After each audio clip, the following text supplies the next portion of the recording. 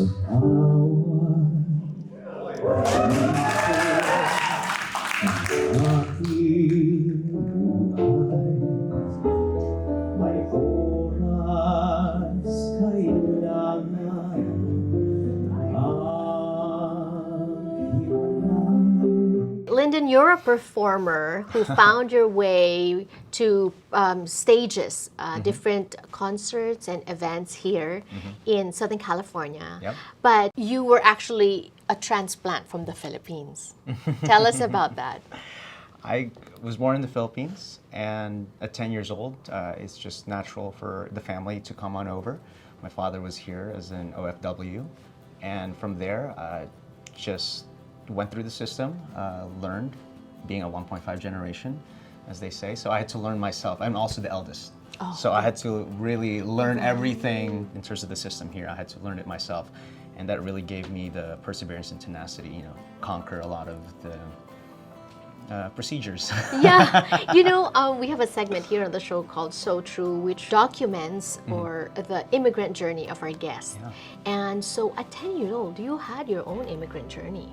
Absolutely. I really feel like I'm a mix of both, because I really felt the barrio in the Philippines, in the towns, and running around chasing jeepneys and buses. All right. And In Cinelas.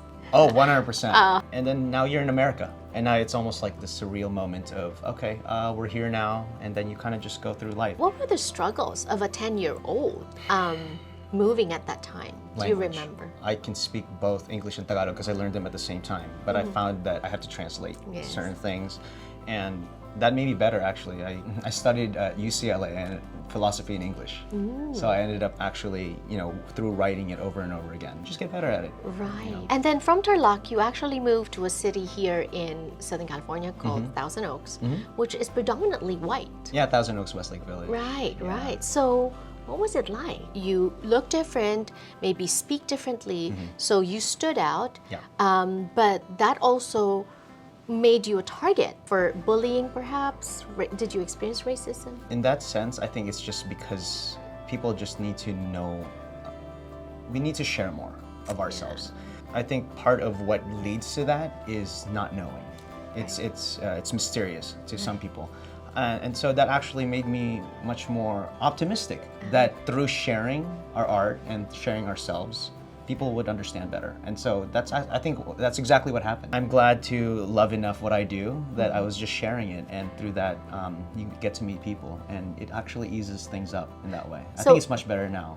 than it Right, was. right, exactly. You said you had a personal story about that? Yeah, I do have some stories about that, but just to keep it a little bit more simple, I think, for example, middle school, racial slurs are kind of something kids find fun. Back then, 2000s, like I said, it's much better now than Right, it was. right. But, you had to navigate around that. And Right. you kind of had to understand what it means. And I understood it from a point of view that they just didn't know No, how it exactly, affects. yeah. It's not that they were really ill, we're also Yeah, kids back right, then. right. If there are any stories that lean towards racism or anything like that, there was a time where I was hired to be a performer and to act, but it ended up actually being very derogatory towards Asians because it was accentuating features and The role. the role itself. We were, and I walked out with a friend of mine. A friend of mine. Good for you.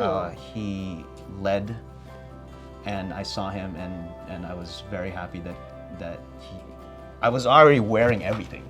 I was about to go on, and I Right. was like, this is not for me. This is not how I want to represent myself. Right. Because we're more than this. And so I walked out. Right. Good walked for out of that you. set. Yeah. Yeah. See, that just underscores the fact that, seeing you now, I see that you have a very strong sense of self. You did mention earlier that you just want to share. You want to share your talent, your passion for singing, for performing. Yeah. At what age did you know that this was the path that you wanted to take? All of childhood is just full of fun, singing here and there, Yes. performing, being on stage.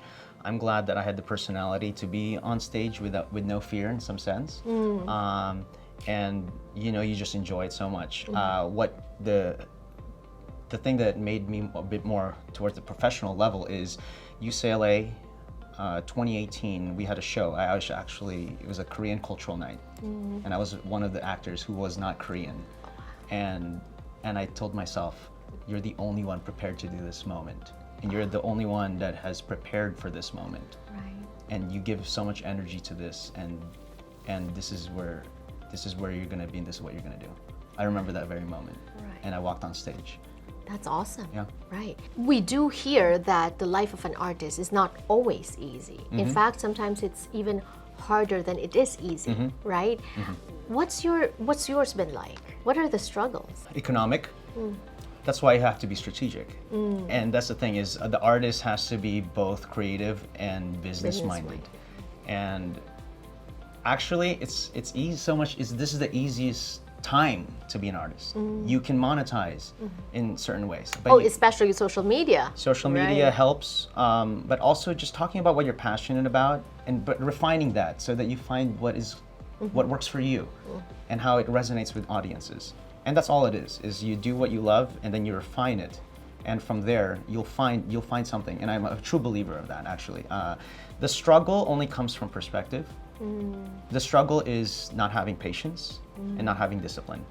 People who don't have those two things struggle the most. But if you have those two things, it's actually quite easy because you just enjoy what you do every day. I love that. You know what you want, so you have a goal in mind, and then you have discipline and tenacity, which were developed when you were younger, to go for it. But where do you plan to take this? Every time I hear that question, it astounds me because I'm where I want to be. Okay. Meaning I perform with amazing artists, I interact with amazing people, I inspire kids, I teach too, I teach dance and all, amongst many things, mentor.